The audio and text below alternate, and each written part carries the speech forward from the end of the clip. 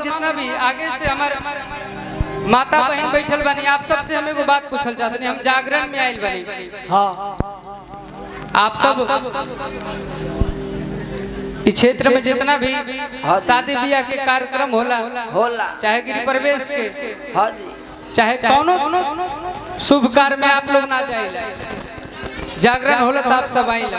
हाँ हाँ, आप सबसे पूछा तनी बताई, आप सब में केकर पति राम लेखा बड़े, हाथ उठा के बताएं। अच्छा, उनकर पति भी बड़े, इनकर पति भी बड़े जाए चाचा। आप सब में केकर पति राम लेखा बड़े, सब के रावण मिलल बका ना सब के कुंभकर्ण मिलल बड़े, सब के रावण मिलल बड़े। आप सब बानी तो देखिए, हमने आप लोग खातिर आयल बनी। आप सब बताएं केकर पति राम लेखा बड़े, हाथ उठा के बताएं। अरे तू रहे दा पीछे से भैया उठावा तेरे, तू पति ना हुआ, तू मत उठावा, वो पता हवे। आप सब में केकर आपके पति राम लेखा बड़े, उठाइए जकर राम लेखा मिलल बड़े, बाकी के रावण लेखा, बाकी के लोग महिषासुर लेखा मिलल बड़े, शंकर लेखा ता तो मतैले हो आवत नहीं। लेकिन आप लोग खातिर कहता नहीं। देखिए, अगर हमनी प्रमोद भैया कहीं पूजा पाठ करे जाए ना, हाँ जी, तब 5 मिनट में जल ढार के निकल दे, सही बात। टाइम मिली शंकर जी के देखने की निकल ली ढार के, चाहे उनकर शिवलिंग पर गिरे चाहे गिर जाए, और से मतलब नहीं कि मंदिर में आ गए, यही काफी बा। सही बात। लेकिन ये लोग जाई अपन पूरा भाव बांधी, ससुरा के का हाल बा, नैहर के का हाल बा, ए चलते कहता कि तुझे धाम कहाँ गइलू। राजन भैया फास्ट में चले कि तुझे धाम कहाँ गइलू, कि काशी बनारस न हइलू, अरे कि कवन बरत सखी कैलू, मरद राम जी लेखा कैलू, कवन बरत सखी कैलू, कवन बरत सखी कैलू, मरद राम जी लेखा कैलू।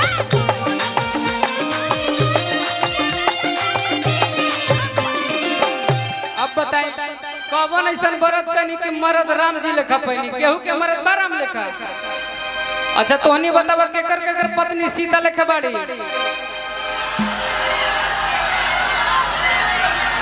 झूठो के हाथ हिलावा तारा, ये लोग माने खातिर तैयार नहीं ना, ये लोग सब कहता कि हमार पति राम ना रावण हो। सही बात। जेकर पति राम लेखा बाड़े, हाथ उठा के बताइए केकर बाड़े, हाथ उठाइए सब कोई। और कि तुझे धाम कहाँ गइलू, कि काशी बनारस न हइलू, तुझे धाम कहाँ गइलू, कि काशी बनारस, तुझे धाम कहाँ गइलू, कि काशी बनारस न हइलू, कवन बरत सखी कैलू, मरद राम जी लेखा पैलू।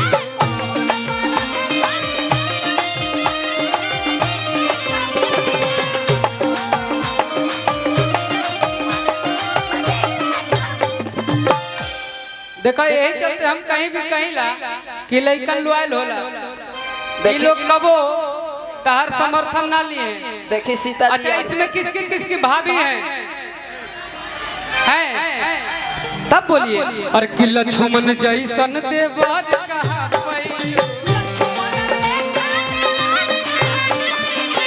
लक्ष्मण जैसन देवर कहा पैलू। ये कौन मानता है कि मेरी भाभी सीता है, हम उनके लक्ष्मण, आप लोग हैं ना देवर। लक्ष्मण जैसन देवर कहा पैलू, कवनर फुलवा पमाई के लो भैलू, सच सच कहा का कैलू, कि ससुरा के दुलरी कहैलू,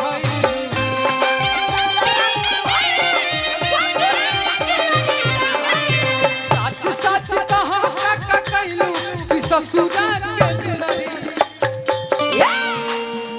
आप आप लोग सही में एकदम कह जाला ना तो तू पति लेखा बाड़ू और ना सास के मानेलू। ठीक बा, पति के ना मानेलू हम जानीला। हाँ जी।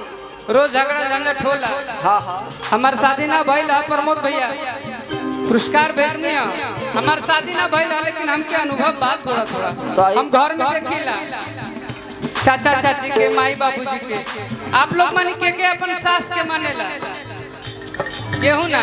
देखी शादी वाला आदमी आ गइले। जय दी कोनो बात ना, आपके भी पुतो हो आई, जल्दी आई। साच साच कहा काका कहलू कि ससुरा के दुलारी कहलू।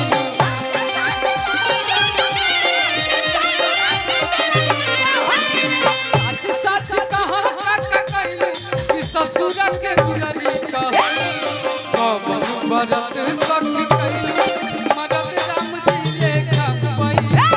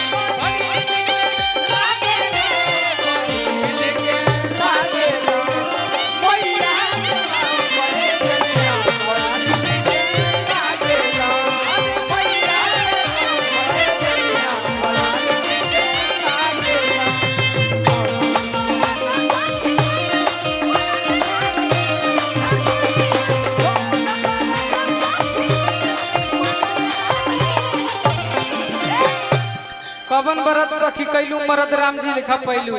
तू लोग कुछ ना बोलबा, हम मजाक देख लेनी। आए हो देख लेनी हमारे एमपी चाचा, हमारे प्रमोद भैया। हाँ हाँ। दुर्गा पूजा के शुभ अवसर पे इतना शांति से, हाँ जी, इतना बढ़िया कार्यक्रम आप लोग इतना स्थिर से बैठल बने। लेकिन हमारे भाई ये लोग तो हालत करिए दी। ये लोग खातिर हमें को गाना गले रही कि रंगधारी मिलल अच्छा सुने रील आप लोग का ज्यादा आता है उस गाना में।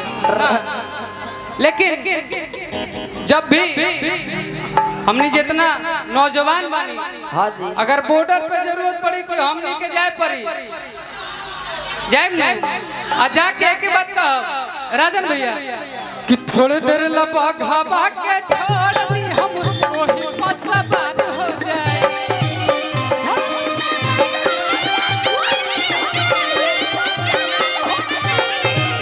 थोड़े देर लबा घाबा के छोड़ दी हम वही मसबार हो जाए। ए माई हो दे अपने सकतिया अकेले सीमा पार